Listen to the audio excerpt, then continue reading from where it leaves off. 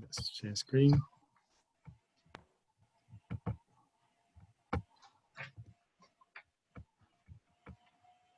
Our participants are coming in.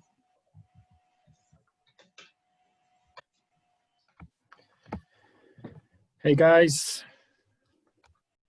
Hey. Thanks.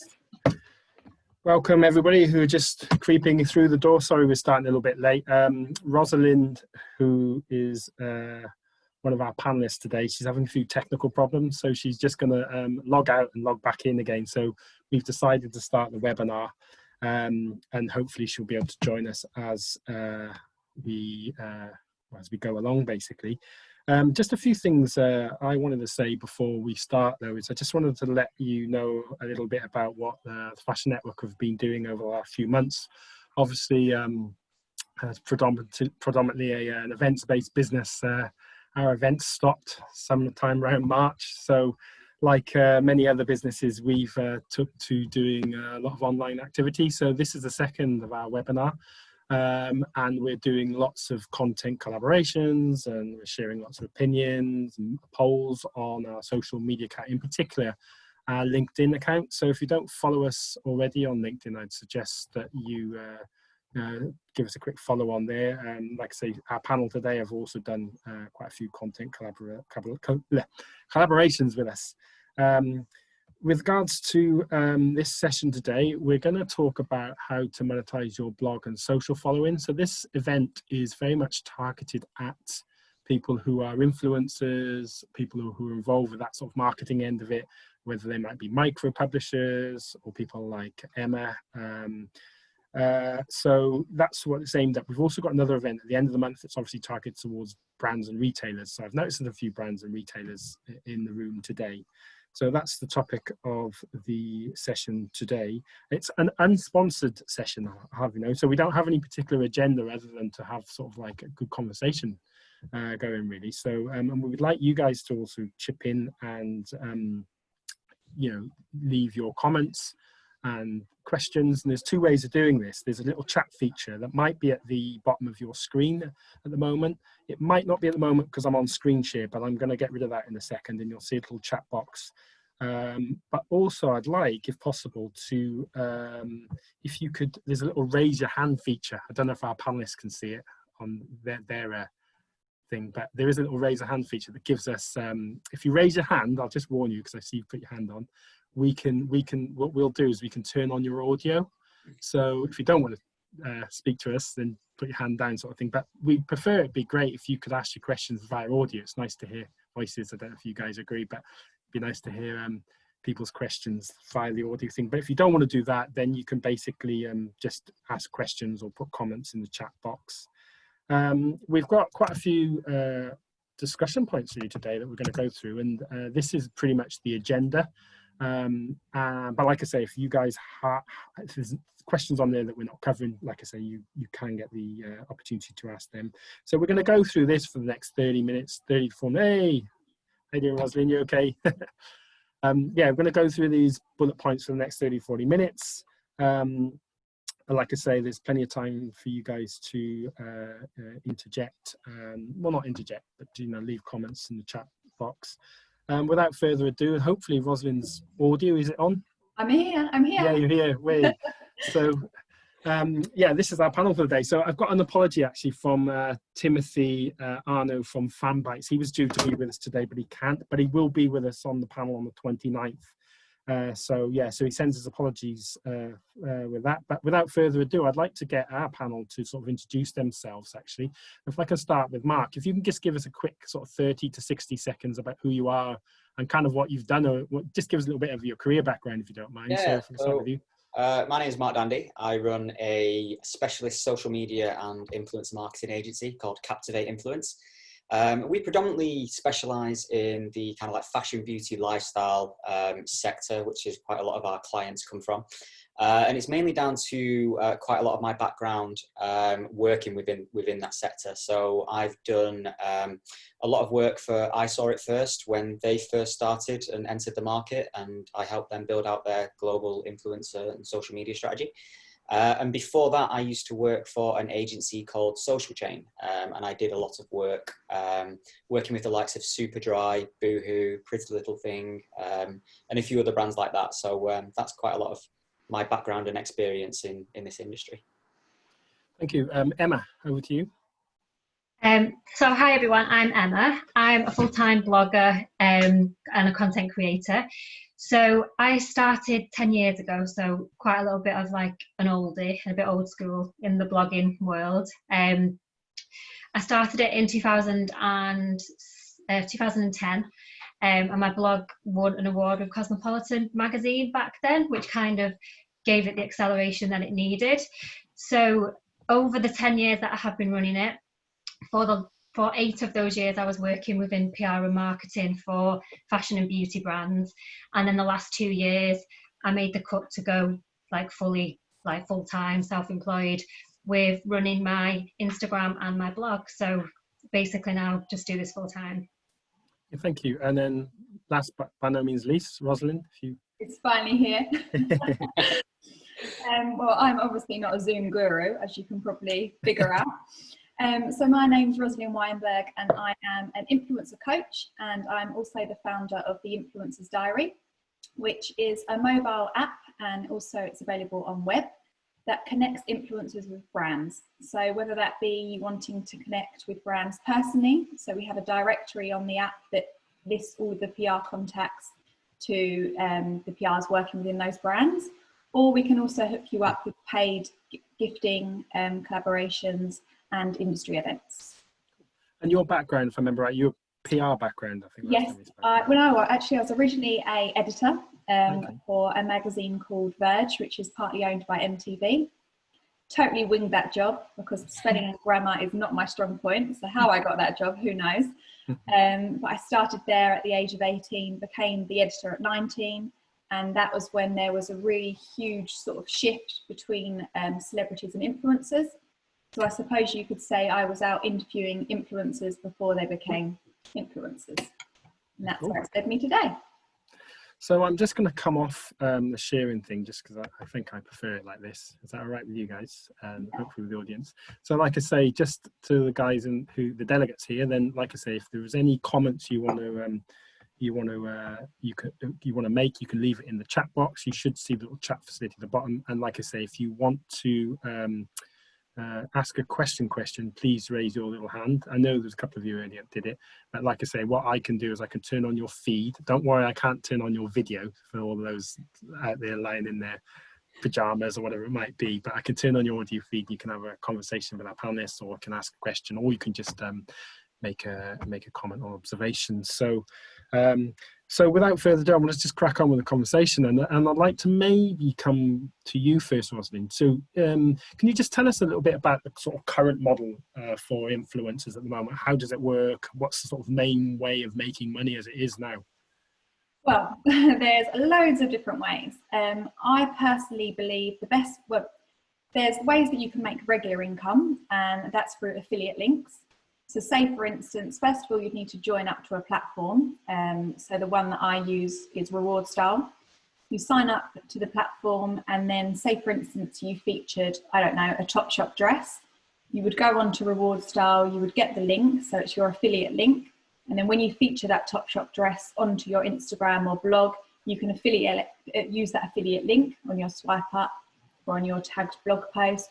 And that will then drive traffic to the Topshop website via your link, and you take a commission. So that's kind of like your bread and butter money, I suppose. And then as well as that, you can actually, depending on your tier of influence, you can be paid for paid blog posts, paid social media posts, Instagram stories. Even if you've got such a high following, you may even be paid to attend an event. We've had that before, where we've paid influencers to attend an event and show up and create coverage while they're there. Or that you could be paid for, so I get a lot of work through, I do a lot of public speaking. So you could become an expert in your niche, and you can get paid for public appearances and things like that. But you're basically establishing yourself as an expert within the field. And then from there, there's different avenues you can go down. Emma, is that how it works with you then? Do you use affiliates and you get paid to post and all that sort of stuff. So yeah, so Rosalind kind of touched on everything that is, I would say, is the main way that influencers and bloggers do make money, and it gives a lot of them the opportunity to do it as a full-time job. So obviously there's a lot of factors that come into play before they can do that, which is like what Rosalind said. It's like the number of followers do you have, how long you've been doing it, and then also the quality of your content. So I am noticing now that there is like a rise in more of like the micro and the smaller bloggers, but some of them are really, really good with their content. Some of them have a background in photography and their content is just really good. So even though they've got much smaller numbers, brands feel like they can kind of utilize them as a photographer as well, and they can use their content on their own platforms. And so it's kind of like there's a lot of scope now for anyone who wants to be a content creator and is passionate about creating content online to be able to step up and do this. And obviously like Instagram is a big way through like brand sponsorships. I know with myself, the bulk of the income that I make from this is either through sponsored articles and advertising on my blog and from my Instagram platform. Affiliates is obviously a big one that works for a lot of people. It's not something I do a lot of. It's always on my mind that I need to do it more, because like Rosalind touched on, it's a bit of a passive income. You're not physically putting loads of effort in. If you do a swipe up link to your affiliate link and everybody wants the dress you're wearing, it could be a really good earner. So that is something that I feel myself need to try and just get into a little bit more. So yeah, I was going to ask a little bit about affiliates and how that worked, but maybe we'll come to that a bit later in the talk. But we've already got a few questions and stuff coming through now, but we'll maybe try and answer a few of them towards the end. Or you can actually, I've set the settings, you can actually message the panelists directly. So if we can't answer them during the talk, we can always connect you. If that's all right, guys, we can always connect you afterwards and stuff like that. So would it be right in saying, so like in terms of the influencer spectrum, you've got like influencers over here that just look great, have got a huge following, and then as you go through this way, you kind of get to people who've got an opinion and can create good content. Would that be right? Is that any good way of seeing it? So I mean, Mark, you tend to work more strategic way of dealing, with influencers. Is that how you approach it when you're structuring campaigns? Or because I mean, you never know who might be an influencer in their field. So for example, there might be a brand that's very interested in fishing. And like, there's not many kind of fishing influencers that come direct to mind to me. And I doubt that there'll be many that have millions of followers because it's quite a niche interest. So it might be that an influencer in that field that is a top tier influencer might have 10 to 20,000 followers and is someone that's, really influential within that particular niche and has, huge engagement. So it doesn't always have to be that, influencers have a tiered kind of system where you have the millions down to these smaller numbers, whereas in particular industries it might be that those smaller numbers are the most influential people, and I think brands are kind of moving more towards that as well in terms of working with influencers, is that they are becoming, or they may already be, like opinion leaders in their field. They've built up a following because they are experts in a particular interest level.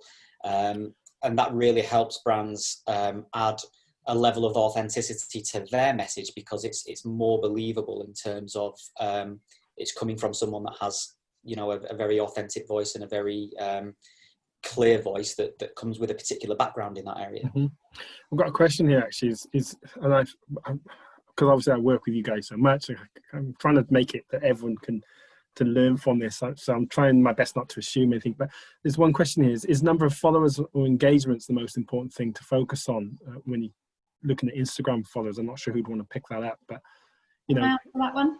Yeah, of course.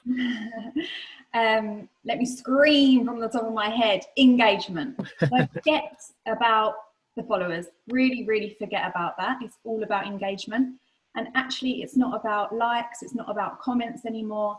It's about your engagement on your saves and your sends. So I wonder if I can show you here, but if you have an Instagram business account, which if your influencer's on this, you need to be having a business account. And do that now. If you leave this webinar doing anything, do that. Because this allows you to see the analytics of your posts. So for example, let me bring one up. This post here I've just uploaded onto Instagram. You go to your post and you go to view insights, and those two, I don't know if you can see it here, but the arrow and the kind of icon that looks like a sticky notepad, those are the two analytics that you need to be paying attention of. And those are the analytics that brands are going to be asking for, particularly now after lockdown. Brands have become a lot more savvy with their approach, because what this means is that you're creating amazing content, because people are sending it, so they're sending it to their friends, they're sharing it, or they're saving it, which is a really good sign that you're creating amazing content because people are saving it and they want to go and look at it later. So whether that be that you've taught them something, or they really like your outfit, I've been stalking you with your outfits. Not you, the only female we have on this chat. So I would be saving people's outfits to recreate my own kind of look. But those are the stats that you should be looking at, and those are the stats that brands are going to be asking going forward. Because predominantly likes and follows and comments are just vanity metrics. These metrics, the saves and the sends, are really crucial because it means that you're creating amazing content. So they're the two to look at. I think just to back that up and like agree with everything that you were saying, and as with what Emma mentioned before as well about how influencers are now being used as photographers and creators. We can work with influencers, especially within the fashion and beauty sector, that they might only have 2,000 or 3,000 followers, but their content is amazing. And brands now need access to more and more content due to the rise of Facebook ads and e-commerce and that kind of thing, where brands are asking influencers now, do you mind taking this image, and then do you mind if we use it on our website, on our ads? Because brands are constantly bringing new things out. If you look at like the fast fashion industry, for example, they could be releasing hundreds of lines a week that they need photographed, and they need people wearing it and so on, and they want to be pushing that content out to the masses. So it doesn't necessarily matter about follower numbers and that kind of thing. It's more down to engagement, as you say, and then also how good is the content and how good does it look, because that is it like numbers are vanity but engagement sanity? It always has been.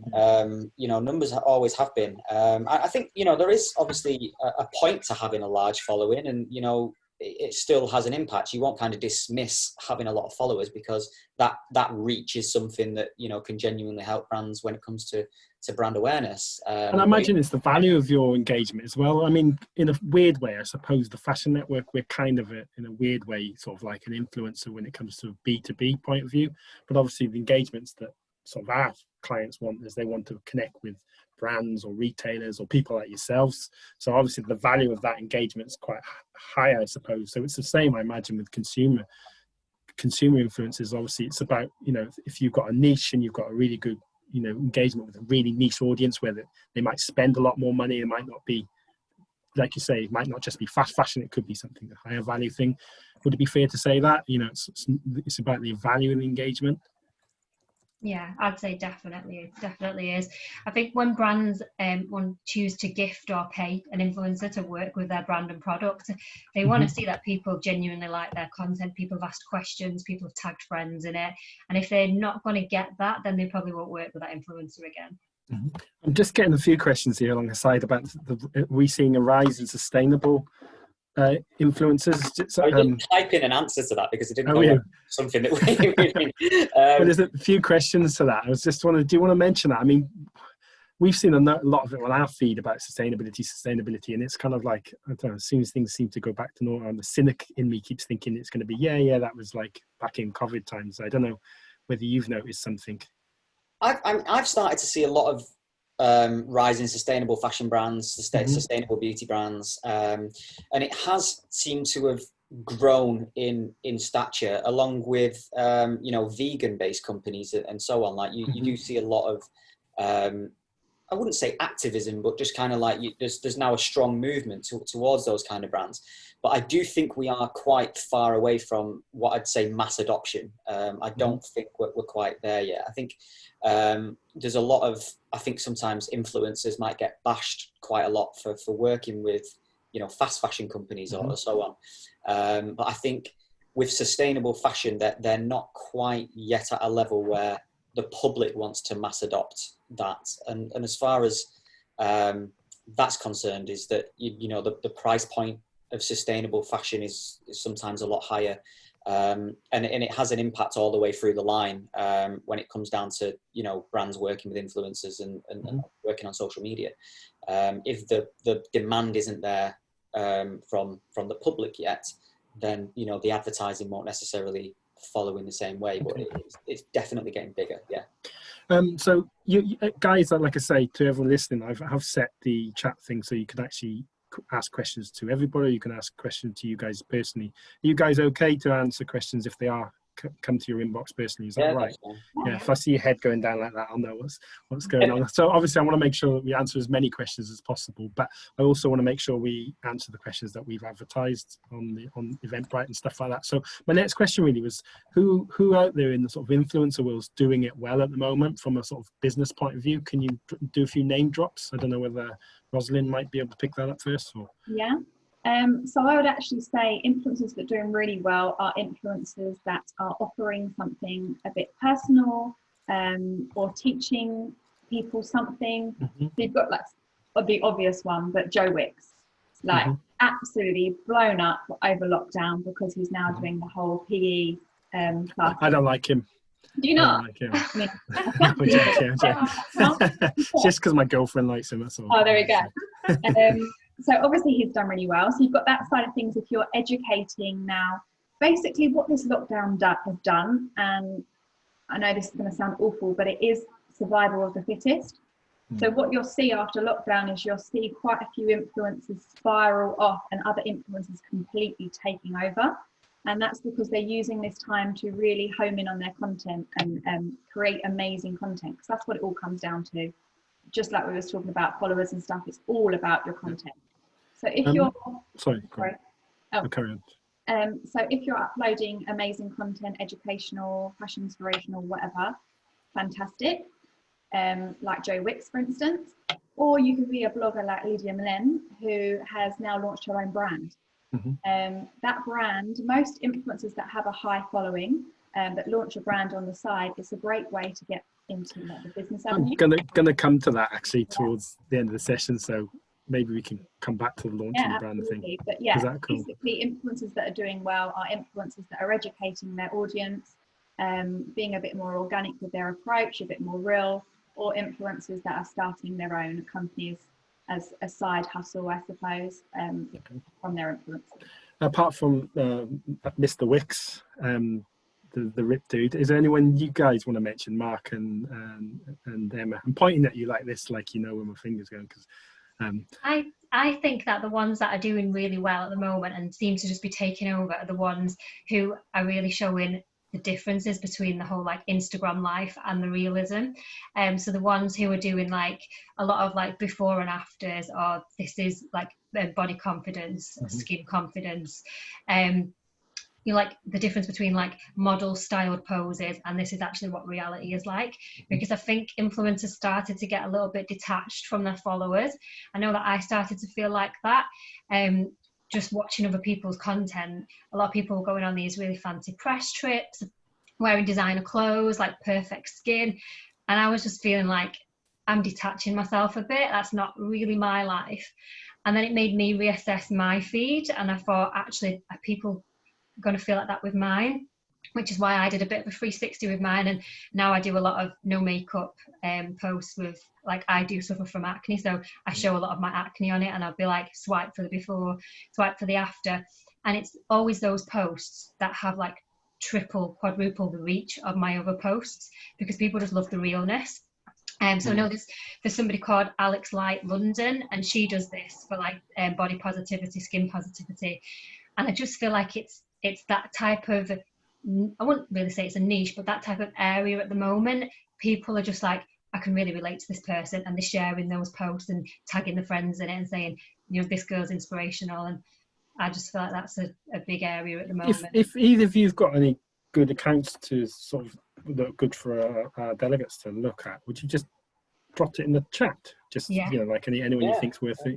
Mark, is there anyone you want to name drop out there, particularly because obviously you work with Rosalind Weinberg.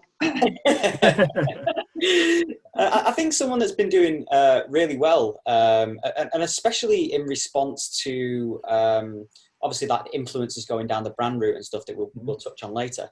But Grace Beverley has been doing some fantastic things because she was kind of known as an influencer. And she used to be known as Grace Fit because she did quite a lot of fitness content. And she went through a bit of a rebrand as she launched a couple of her own businesses. And now quite a lot of the things that she puts out is focused on like young female entrepreneurship. And really being kind of like an inspiration for young females that want to get into business, that want to, you know, maybe use their social influence for good and, you know, to drive a positive message. And even going back to some of the questions before in terms of a rise of sustainable fashion, she runs a athleisure wear brand and lifestyle brand called Tala, which is, I think, 90% sustainably sourced. So, you know, I think she's doing some amazing work and is really inspiring to young women as well. And again, she still, you know, posts the odd fitness content and things like that. And, you know, the before and after pictures and making sure that it's not all just about what looks great on Instagram. She is a very, you know, kind of like real and authentic person, which is what's helped her grow her audience over time. There was a question or comment on there about longevity, and I suppose that ties in with that, is being able to evolve and, you know, develop your message and your content so you are relevant and, you know, real as you go along, really. Maybe if people just set up as that, stay as that, then they tend to fade away, perhaps. Yeah, and also I would say now what I recommend to influencers, nano influencers, or people just starting out is to really find a niche. So you may say you're a fashion influencer, but what type of fashion are you? Are you workwear fashion? Like really home in on your niche. It could be the same for beauty. So I'm seeing a lot of sustainability. So instead of putting just beauty influencer, you could say specializes in like whatever you want to be, vegan, or you really need to home in on your expertise. And would that help you? Because one of the questions I've got here next is about how to grow organically on Instagram, or whether it's still possible to grow organically on Instagram. I know, Mark, we've had this little kind of debate on LinkedIn a few weeks ago, didn't we? And you had a lot to say on it. I've actually got a poll I can bring up. But would the niche, I suppose, does something by owning a niche help you to grow organically on some of these bigger platforms, do you think? Or I believe so, yes. And as from a PR perspective, if I'm looking for influencers, it will be of a particular niche. So if a brand, for instance, like L'Oreal comes to me, they will say, I'm looking for, and they'll be very, very detailed in their approach. So if you don't have that on your bio, I probably wouldn't put you forward for the job. But there's loads of little hacks that you can do on your Instagram for organically growing your following. There's a lot of things you can do on your Instagram bio that I can share with you if anyone wants me to. Hashtags are really important. There's loads of little tricks and tips that you can use. Yeah, of course you can still organically grow. It does help a few pushes here and there, but yeah, it is possible. let's see what the poll says then, shall we? So our room thinks yes, it is possible to grow. Yeah, and with you and Mark, you pretty much, when we had that spat on LinkedIn, you pretty much said the same thing, didn't you? Yeah, I think there's a lot. It's a lot harder. I'm not saying that it's. I mean, back in the early days when Instagram was just kind of starting out, like the good old times back in 2015 and 2016, where you could grow an account thousands in weeks, it was amazing. And it's definitely a lot harder to do it now. But I think that's for the good of the platform. You have to be, it's social media, you have to be social. And I think a lot of people kind of post on Instagram and then just wait for the likes and the comments to come, but they don't engage with anybody. And it's that time that you have to invest in your account into, you know, finding the right people to engage with and find the right communities to be a part of, that's really going to help you grow your accounts. And as Rosalind said, in terms of, like, you know, using the right hashtags is very important. And again, a lot of people would look to, like, here's a quick tip for you. If you're looking at your hashtag strategy, don't go and post the hashtags that everybody else is using, because, you know, it might be that you're either an influencer or a brand and you do work in the fashion sector, and you might be posting like hashtag summer dress, and there will be 10 million other people that have posted hashtag summer dress. So as soon as you post, like, it's gone. Like, you know, 10,000 other people have just posted about it in the last few seconds. You will never get spotted. So what you need to be doing is finding, you know, more kind of like niche hashtags that might be more associated with that, but that maybe only have 10,000, 20,000 people following those hashtags. So if it was like a summer dress, it might be picnic outfit or something like that, that might be a lot smaller. And if you have enough of those, you're much more likely to rank, you're much more likely to get more engagement, get people finding your content. And then going back to, you know, what the guys were saying before as well, you're more likely to get more forwards, more saves, and all of those things, which are going to push you up within the algorithm. So it really is just about spending the time, doing your research, and then putting the effort in with your content. And there's only good tools out there to sort of like, you know, I mean, you know, to sort of try and, I know you've got like, when you sort of get involved with like Google AdWords and all that sort of stuff, there's loads of analytics you figure out what's the, you know, best search terms for your particular blog or website. Is there any good tools to connect in with the social media accounts that can give you an idea what, I know LinkedIn's pretty good in terms of showing you what's trending and what's not, but in terms of Instagram and the other platforms, are there any tools or analytics that perhaps the audience could do with knowing about that helps you identify those hashtags? There is one called, I think it's, if you type in, I'll put it on the chat, and I think this should work, is display purposes. I don't know if I've spelled that right, I think so. In there you can type in 3 hashtags and it'll give you a load of hashtags that correspond to that particular kind of field that you're looking for. So it kind of helps you like start to build out a little bit of an idea as to what other hashtags are related to what you're looking for, and that can help out a lot.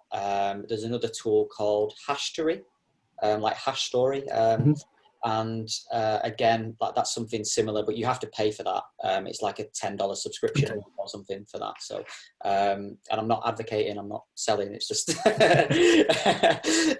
you know, one that might be able to help you. I use a lot of kind of free tools just to kind of help guide like engagement stats and growth, so that I can keep an eye on it.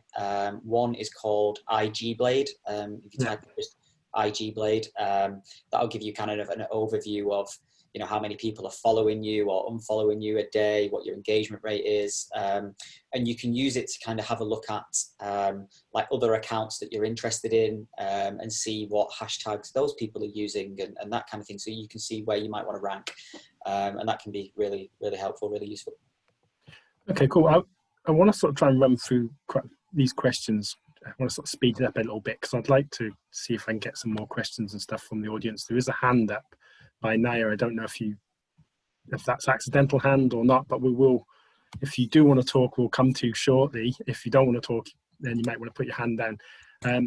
But because we had this the last webinar we did, the person didn't realize they put the hand up function and we put them live and they were making a cup of tea in the background or something like that. So we're trying to avoid that this time. But I just want to talk, if I can just sort of speed through the next few questions. So just in terms of assets for social, can you just talk a little bit about what, you know, some of the best practices you've seen recently in terms of generating assets for social? If you can give us a couple of examples you've noticed or people you've noticed. Who wants to pick that up? I'd just say from me, like being quite active on Instagram and working with brands, I just find that everyone is really fixated on video at the moment. So if you can really nail how to put together like a quick 60-second video or take it to Instagram TV and be able to have quite, not necessarily flawless video editing skills, but to a good standard, that's like an asset that a lot of brands are wanting from me these days. At one point, it used to be like a traditional feed post carousel, talking to the screen for Insta stories, but now brands are setting quite more detailed briefs about video assets to work with them on. So I know that it got myself learning video. Like I was never really interested in editing video before, like in the last couple of years, and now I've really had to sharpen it up because it's just been in demand, and obviously I didn't really want to fall behind. So that's just something I've noticed myself from doing it and from speaking with having a lot of brands wanting to work with me on collaborations, that tends to be the key one at the moment that I would say is worth trying to tap into. Okay, cool. Anyone else want to add to that in terms of assets? Good In practice. regards to assets, it's not so much what you should have on your feed, but I would highly recommend if you're keen to work with a particular brand. So in my case, I call it the wish list. So I identify 8 brands that I would like to work with personally. And then I look at each of those 8 brands' Instagram feeds. And if, for instance, I want to work with Topshop and their feed is really bright and colourful, the post that I do for Topshop featuring that Topshop jacket, I will make sure it's in line with their feed. So my post will also be bright and colourful. Whereas if I'm featuring something from, I don't know, Anne's Stories, and their feed is all white and minimal, I would do my post to be white and minimal. The reason being is because when brands rebrand your work, or when brands decide to work with you, they find influencers that are in line with their brand aesthetic and also their feed. So as much as you can get it in line with them, it's more likely they're going to work with you, and it's more likely that they're going to rebrand your content, which means followers. And just to add as well, obviously a lot of the focus is getting brands to work with you. But when, Emma, you mentioned IGTV, obviously they are bringing in monetization soon in terms of you being able to add advertising into your IGTV feed. Now, as Instagram start to introduce that, they're going to start pushing IGTV more, which means that the more you do what Instagram want you to do, then more they will reward you for doing it, which means more views, more exposure, and, you know, an opportunity to monetize and make money without having to, you know, ask a brand to sponsor a post, for example. There's a question here about IGTV. I don't know if, oh, there you go, Emma's answered it. Thanks. Brilliant. So just move on to sort of the pre-planned questions, a few more pre-planned questions before I go to the floor. In terms of connecting with brands, do you want to talk a little bit about that? How the best ways to sort of connect with brands to pick up potential work, and also can you talk us through a little bit about what sort of fees you should be charging to do sort of posts and that sort of stuff? Can we talk about a bit about both of those things? Who would you like to answer? I'm just thinking, Emma. I'll start with Emma if that's okay. Yeah. So only because we've had this conversation last week, I think. So. I would love to know a little bit more about the whole what you're supposed to charge, because although technically I've been blogging and on the internet for 10 years, I still sometimes feel completely lost because it's a topic that people just don't want to talk about. It's different for everybody, obviously. With my blog, like my actual website, that does generate quite good income, and that's basically because of its Google metrics. It's got a high domain authority, it's had 10 years on the internet, it's got a lot of backlinks.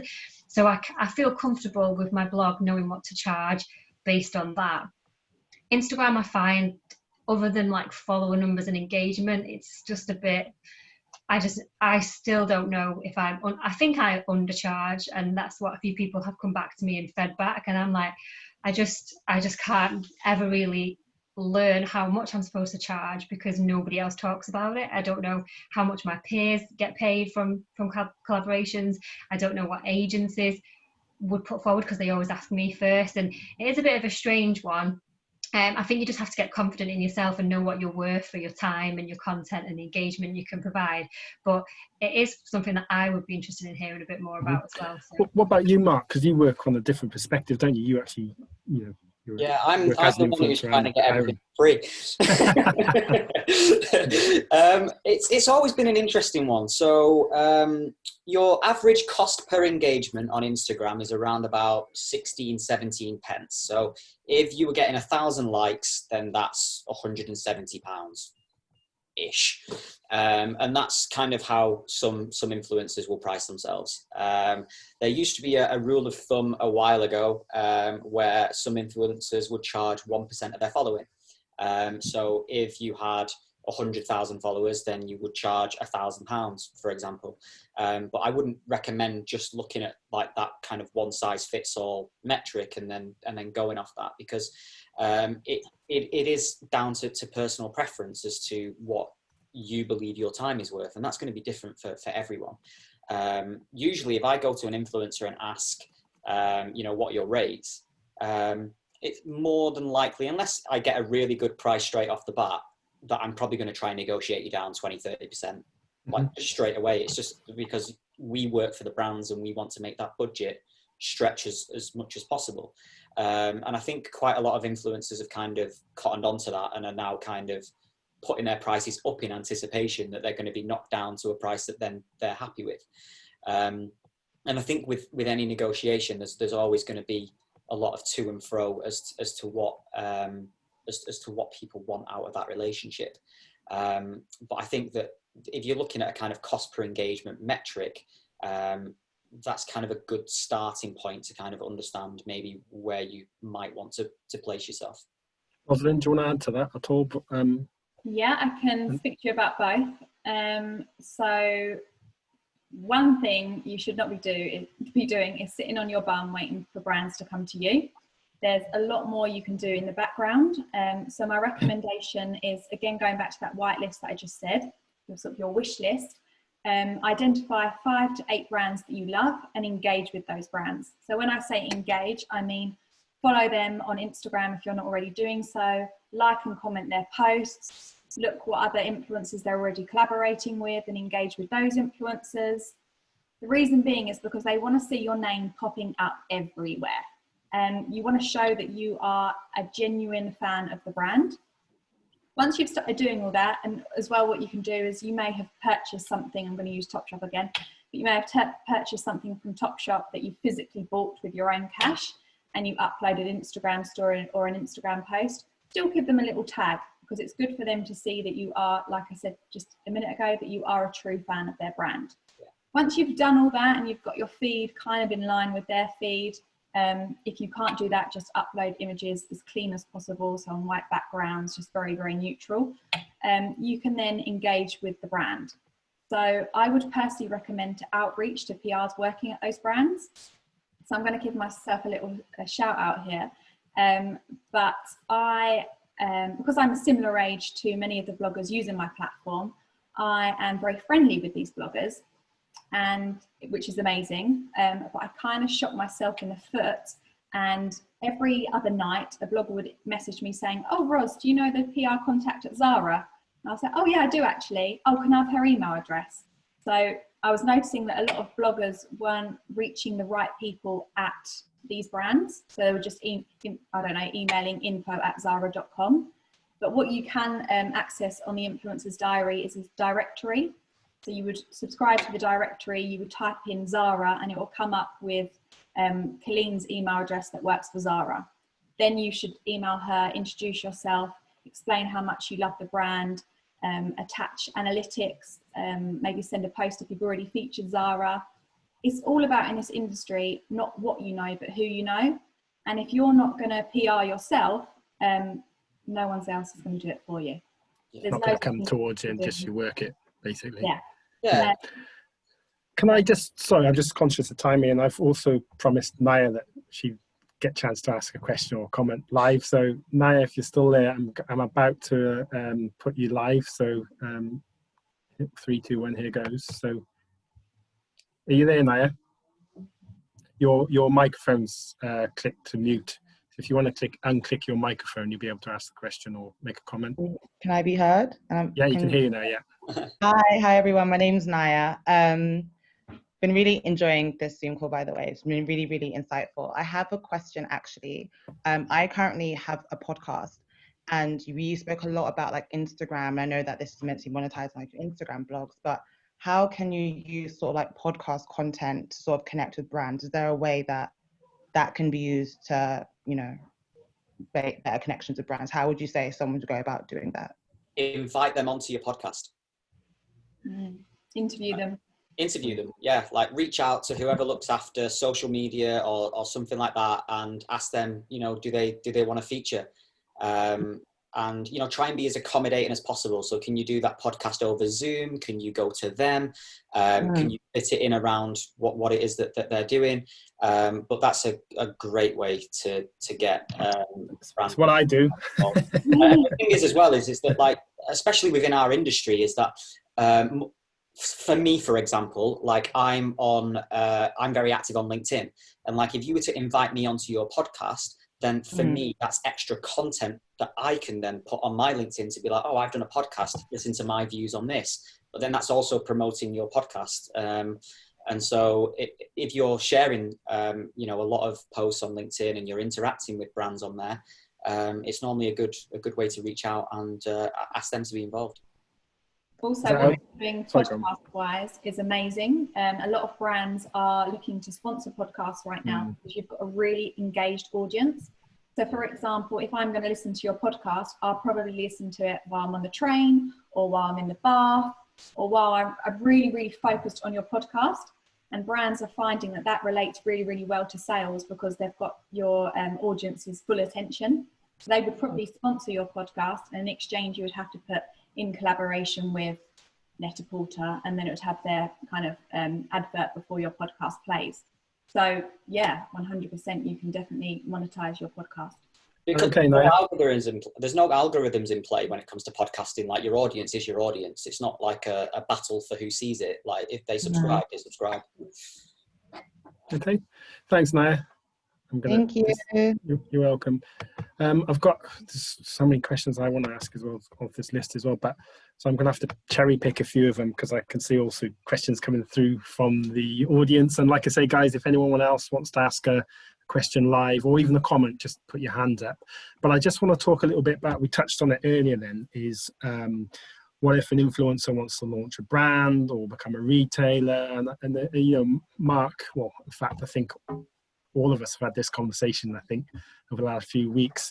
What are your thoughts about this? I mean, we, from the Fashion Network point of view, we see so many people trying to launch brands, and I just sort of put my head in my hands and think, you know, it's the amount of work that's involved with that, you know, we've spoke about it. What are your thoughts? Mark, can I come to you first? Because obviously you're part of a family of businesses there that have obviously got a lot of expertise in terms of developing brands and product. And it's one of the things that we're looking to do as an agency is to team up with influencers and help them start their own brands and really start to monetize their own audience. I think that more and more influencers are looking to do that in a sense that they're thinking, wow, I'm making all this money for all these brands. You know, why do I not do something for myself so that I can kind of protect my future? Because I think someone asked a question in the chat that, you know, influencers' longevity might not be huge, depending on the sector that they're in. And it might be that they might have a good 5 or 6 years worth of, you know, being able to develop content, and then, you know, brands might move on to the next kind of fresh set of influencers, and it can be difficult. Whereas if you've got your own brand that you know that you're putting all the effort into, it doesn't have to be just about you. It can be about the business and developing that business into a strong business for the future.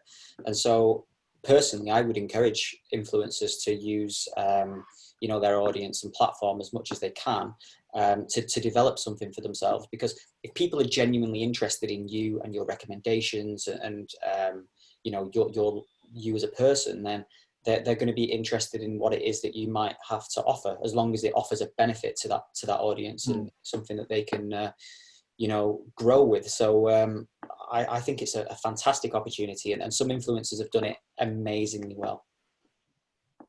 Rosalind, do you have anything to say on this? I think if you're going to start a brand, I agree with you, it's a lot of work. Look at me, I launched an app and it's the bane of my life half the time. So you've got to understand that it will take up a lot of time. What would you rather? Would you rather spend that time launching a brand, or would you rather spend that time growing your blog, growing your online platform? You can do both, but it's ultimately going to take a lot of time. It's also going to take a lot of money.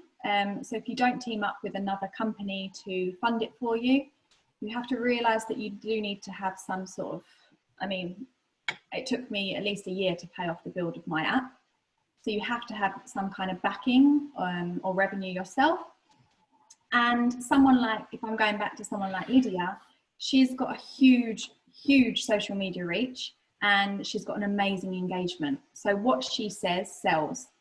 Maybe look at your stats and see if what you're recommending sells as well. Because if it does, then yeah, great, your brand will probably be really successful. But if you only have a couple of click-throughs, I probably wouldn't recommend it. It's a lot of work. You probably will need a team to hire freelancers. Lydia's got her own team that does it for her, so she can still focus on creating content. a lot of her team come from a business background, whereas she is a creator. She's not a business leader as such. So it's one to think about. I do think influencers do have longevity. And if you look at, so we get given stats, and a lot of the key players, a lot of the key brands in the market now, the majority of their revenue is going to digital. You'll see a lot of PR agencies, traditional PR agencies struggling, magazines you've already seen. It's a huge market. If you stick at what you're doing and do it well and do it regularly, engage with your followers, collaborate with other influencers, there's no reason why you shouldn't succeed. Thanks, Rosalind. And there's a question just come in chat, which I think might be aimed at you, actually, in regards to how do luxury brands like Hermes and Chanel choose their influence. I don't know if you want to answer that in chat. I want to just... Sorry, go on. You want our answer on the chat to her? Yeah, if that's okay, because I just want to do a quick mention of something, actually. For any influencers out there, obviously, that have tried affiliate marketing or get paid to post and stuff, and we're the Fashion Network are currently working with a technology business coming out of North America at the moment, allowing influencers to become retailers. It's a bit of clever tech that actually, it's a portal that actually allows brands to drop ship through your social platforms. So if anyone's interested in doing that, rather than spending all those months and months of developing ranges and sourcing product from Turkey or wherever it might be, that's then idea. Yeah, then you can chat to us after that. Let me just have a quick look if there's any other questions I wanted to ask from the pre-prepared questions, and I'll just go for the floor then after that. Collaborations. Does anyone want to talk a little bit about collaborations? Emma, do you want to just talk about influencer collaborations, how that can go to help you build following and build your engagement and that sort of thing? Yeah, I think the important thing for an influencer is if they can collaborate with a brand that genuinely wants to work with you as much as you want to work with them, and you can both lift each other in the same way. For example, there's been countless collaborations that I've done where I have really gone out of my way to create what I would class as strong, good content for the brand, and then I've done it and then they haven't even given it a like, they haven't shared it, and they might like it, well I'd hope they would, but because they've not boosted me or they've not shared it or anything, I've kind of felt a bit flat afterwards. However, there's been a lot of brands that I have worked with on the other hand, and they've shared it on their stories, they've done it as a highlight, they've commented on my posts, and I just think that's a really good collaboration in my eyes, because we've both shared each other's content, we've both just supported each other. When it goes one of the other ways, it just makes one of you feel a little bit flat. So collaborations are really important for the influencer as well, because if you do collaborate with the right brand that is going to share your content, that's getting more eyes on you and what you're doing. I have found that some of the biggest brands that have shared my work, such as Benefit Cosmetics, my followers have really shot up on that particular day. The reach, the amount of saves and comments, and I always think if every brand I worked with did that and there was a big brand, then that would be amazing for me. And obviously it's not always the way, but I think that makes the influencer content creator work that bit harder as well, because that's the goal that you want to be aiming for. I know that there's a lot of, I think one of the comments that came up on the chat just then was, I think somebody was asking, how do I get collaborations? Do you message people? And I think it's still a tough one for a content creator to know the exact way of how to get collaborations, because do you just try and scout around the internet trying to find an email address? Do you DM them on Instagram? My background was in PR and marketing before doing this, and I used to know a lot of bloggers and content creators would pass my email address on to other bloggers, and I'd just get all these emails from people that hadn't really put much thought into the outreach email, and it was quite off-putting. But then if you don't reach out to brands, they're never going to know that you're there. So there's a fine line between it, and you just have to know how to do it right. But basically, for a content creator, I think it's really important to get the right collaboration, the brands that suit you and your feed and what you're about, and also to keep an eye out for brands that will hopefully leverage with you and share your content. Thanks, Emma. Does anyone else want to talk about collaborations? If not, it's not a problem because I want to sort of go to the floor now. But No, I completely agree. And also, when you work with brands, if you've already got that relationship, I would highly recommend even offering this for free because it's great exposure for you, like you just said, doing Instagram lives or Instagram takeovers. So where you go live on their Instagram stories or you take over their Instagram stories for 24 hours. This is an amazing way to grow your Instagram following because people are getting to know you personally. So I done one years ago for Accessorize. I took over their Instagram account for 24 hours while I was on holiday somewhere, and I gained just over 3,000 followers because I was giving them an insight into me and my life. So I'd highly recommend you doing that. Brands want to do that anyway. If they trust you and they've worked with you before, they know that you're very professional and it's free content for them. So it's great for both parties. Cool. Well, our is almost up, but I'm just going to go to the floor really. So if there's anyone that's got any other questions to ask, or maybe you've asked a question earlier on in the webinar and you want to just flag it up again that hasn't been asked, let us know. If anyone wants to raise their hand and ask a question live, they're more than welcome. I'm looking at the feed now to see if there's any hands going up. Oh, we got one hand. Here we go. And we're going to go to Olivia. So Olivia, if you can just let us know if you're an influencer or a brand, just let us know where you're from as well when when I put you live. So you're going to go live in a second. Hi, Olivia. Hi, can you hear me? I can. Can you hear him, guys? Yeah. Sorry, this is my first time speaking on a Zoom call, so I'm kind of nervous. So sorry if I be too fast or anything like that. But I've been running my own blog now for a year and a half, and it's aimed at students and graduates. So it's not kind of fashion or lifestyle, that kind of thing. I'm quite new to this space, and I've been using a few different resources like Squarespace to build the website and things like that. But I'm not quite sure how to kind of draw traffic to the website, and also I'm not particularly sure how to kind of approach brands and things, because I'm not kind of selling a product, or I can't really advertise a product on my page, but I can give them access to kind of my audience, which are students and graduates and things. And I know a lot of brands are quite keen to tap into that audience. I just wondered what your advice was in terms of kind of approaching brands, kind of maybe the wording to use, or how to kind of the angle to go with. And then, sorry, I know it's kind of off on a bit of a tangent, but the website, how to get traffic to your website. If you could answer that, that would be great. Thank you. Who's that to, Olivia? Anyone or? Sorry, that's kind of to the floor. If anyone felt they could. Yeah, so who wants to pick that up first? Rosalind, you're itching. Yeah, I can help. Thank you. My first job was as an editor for Verge magazine, which is a student lifestyle magazine. Yep. So it's completely bang on your audience. I would highly recommend you contact them and pitching to become a guest writer. So you'd only have to write or share one of your articles once a month with them, but the audience that they've got will direct traffic to your website and vice versa. It's the same as collaborating with brands. It's exactly the same thing. If you type into Google, it's called MTV Verge magazine. Thank you. So I would personally become like a guest editor or share content with similar publications of a similar audience.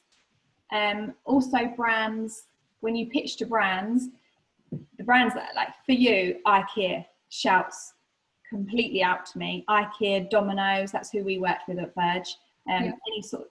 I again go back to the wish list and create a list of 8 brands that you think are really on target. And do you know much about your stats of your site? Yeah, so it gets about 3,000 views a month, and it's last time I checked, the top 3 countries were the UK, the US, Australia, I think Dubai and Switzerland. So it has views from all around the world. And I think it's on Instagram, I know the stats are 96% female, 4% male.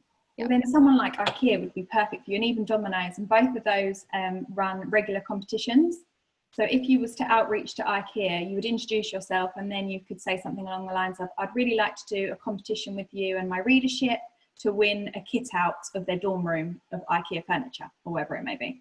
Yeah. It's a really good way, 1, for you to get in with the brand, and 2, it offers something to your audience, and 3, it will grow your platform and also your social media following. For IKEA, giving away £100 gift voucher is nothing to them. They would probably give you about £500 to £1,000, to be honest. Same with Domino's, like a year's worth of pizza as a prize is 12 pizzas. It's one a month. It's such a con. But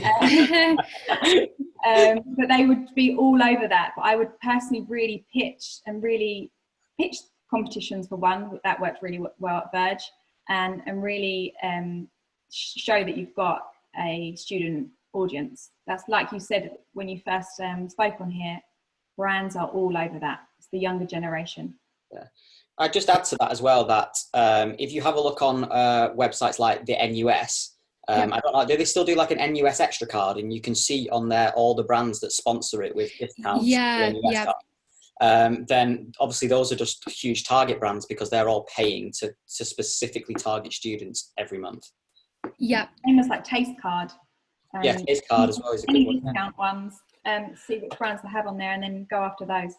Thanks, Olivia. Really, really helpful. Thank you so much. Thank you. You did really well, by the way. Thanks for asking the question. I appreciate that. I'm really conscious of time here, but I think we've got a chance for 2 more questions. And I think there's one in chat here that's perfect for you, Emma.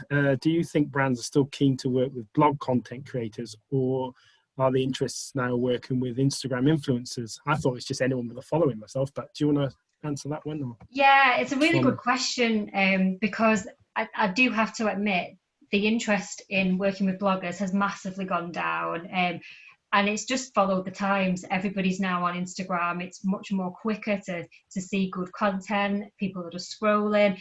It's people can get what they need quicker than Googling and scrolling through somebody's blog and reading long form articles.